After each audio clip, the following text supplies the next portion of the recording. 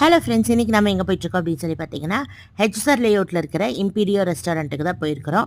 ஒரு சின்ன வேலையாக அந்த சைடு போனோம். ரொம்ப லேட் ஆயிடுச்சு, லஞ்ச் சாப்பிட்டுட்டு போயிடலாம் அப்படின்னு சொல்லிட்டு இந்த ரெஸ்டாரண்ட்டுக்கு வந்திருந்தோம்.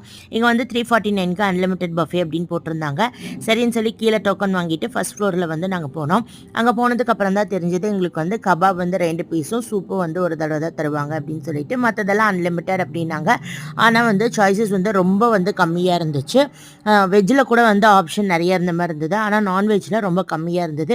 டேஸ்ட் வைஸும் ரொம்ப ஆவரேஜாக தான் இருந்தது. ரொம்ப எக்ஸலண்ட்டாக இருந்துச்சு அப்படின்னலாம் சொல்ல முடியாது.